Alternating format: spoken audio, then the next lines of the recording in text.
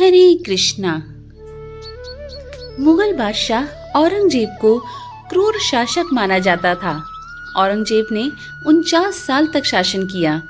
इस दौरान उसने तमाम मंदिरों और मठों को तोड़ा। इतिहास में दर्ज है कि वाराणसी में स्थित काशी विश्वनाथ मंदिर भी औरंगजेब के आदेश पर ही तोड़ा गया था। लेकिन उसी मंदिर से कुछ ही दूरी पर एक जंगमवाड़ी नामक मठ है। उसे तोड़ने में मुगल सैनिक कामयाब नहीं हो पाए। आइए जानते हैं कि इस जंगमवाड़ी मठ की क्या कहानी है।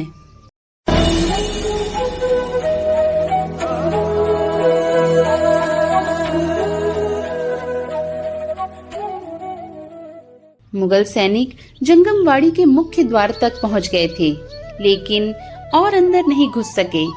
कहते हैं एक अजीब डर की वजह से मुगल सैनिक उल्टे पांव वापस लौट गए। मुगल सैनिकों को ऐसा लगा कि उनकी तरफ कोई परछाई बढ़ रही है। अपराध बोध तो मुगल सैनिकों को पहले से ही था। इसी वजह से वह डर गए कि शायद कोई दैवीय शक्ति उनकी तरफ बढ़ रही है, और यही कारण था कि उन्हें दुम दबाकर भागना पड़ा। यह बात यूं ही हवा में नहीं, खुद औरंगजेब के दरबारी मुस्तैद खान की किताब मआसीर-ए-आलमगीरी में मिलता है।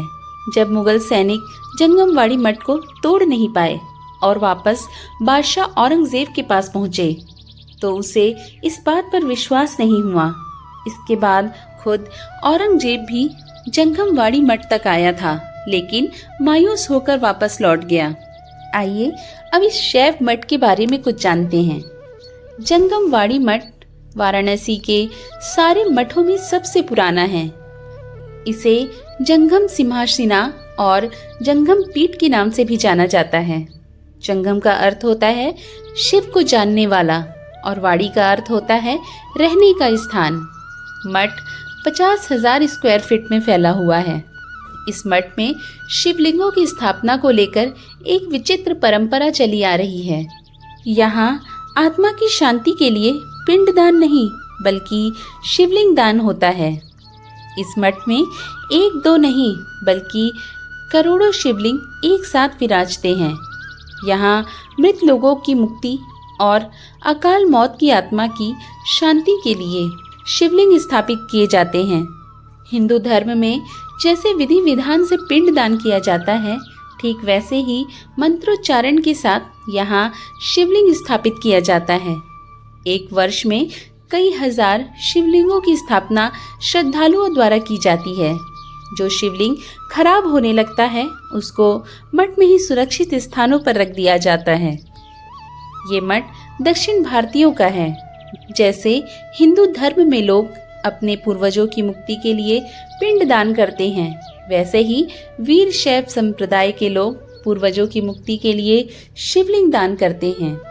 सबसे ज्यादा सावन के महीने में शिवलिंगों की स्थापना होती है। इस मठ में ये परंपरा पिछले 250 वर्षों से यूं ही अनवरत चलती आ रही है। आशा करती हूँ ये अद्भुत मठ और मंदिर की जानकारी पाकर आपको हर्ष हुआ होगा। अगर ये वीडियो पसंद आई हो तो कमेंट बॉक्स में हर हर महादेव लिखना बिल्कुल ना भूलें।